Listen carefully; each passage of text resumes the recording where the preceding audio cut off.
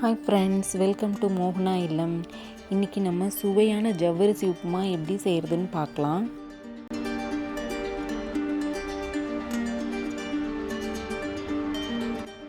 இதுக்கு நான் நைலான் ஜவ்வரிசி எடுத்து வச்சுருக்கேன். 2 கப் ஜவ்வரிசி எடுத்துக்க போகிறேன். இது 4 பேர் சாப்பிடலாம். சின்ன சைஸ் ஜவ்வரிசி எடுத்திருக்கேன். இது முதல்ல நல்லா கழுவி எடுத்து வச்சுக்கோங்க. 2 கப் ஜவ்வரிசிக்கு 2 கப் தண்ணி ஊற்றி ஊற வச்சுக்கலாம். நிறைய தண்ணி ஊற்றினா மசிஞ்சு போயிடும் சமைக்கும்போது. இது ஓவர் நைட் ஊற வச்சு எடுத்து வச்சுக்கலாம். 4 to 5 hours ஊற வச்சாலே போதும். இப்போது இது நல்லா ஊறி வந்துடுச்சு. இதுக்கு தேவையான பொருட்கள் என்னென்னா 1 டீஸ்பூன் கடுகு, 1 டீஸ்பூன் உளுந்தம்பருப்பு, 1 டீஸ்பூன் சீரகம் எடுத்திருக்கேன். 1/4 டீஸ்பூன் அளவுக்கு பெருங்காயத்தூள் எடுத்துக்கோங்க. 1/4 டீஸ்பூன் மஞ்சள் தூள், ஒரு பெரிய வெங்காயத்தை கட் பண்ணி வச்சுருக்கேன். கருவேப்பிலை கொஞ்சம், 2 பச்சை மிளகாவை கட் பண்ணி வச்சுருக்கேன். கடைசியாக புளியறதுக்கு லெமன் எடுத்திருக்கேன்.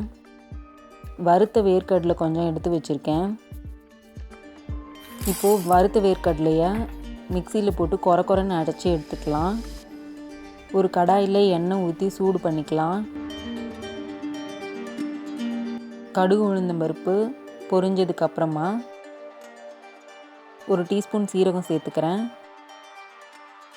கொஞ்சம் கருவேப்பிலை சேர்த்து வதக்கிக்கலாம்.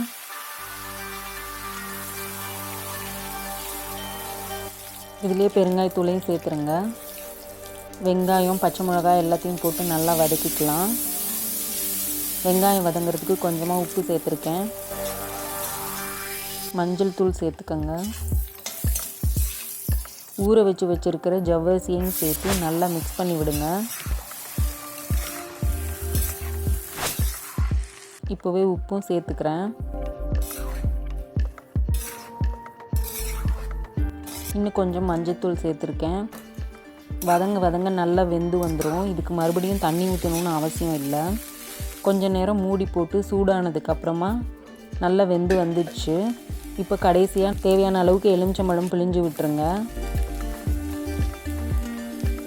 அதுலேயே நம்ம அரைச்சி வச்சுருக்கிற வேர்க்கடலை பொடியையும் தூவிக்கலாம்.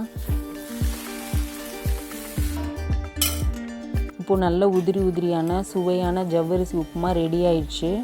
ரொம்ப ஈஸியான ரெசிபிங்க. நீங்களும் செஞ்சு பார்த்துட்டு எப்படி இருக்குன்னு கமெண்ட் செக்ஷனில் சொல்லுங்கள். இந்த வீடியோ உங்களுக்கு பிடிச்சிருந்தா லைக் பண்ணுங்கள், ஷேர் பண்ணுங்கள். மோகனா இல்லம் சேனலுக்கு சப்ஸ்கிரைப் பண்ணுங்கள். தேங்க்யூ.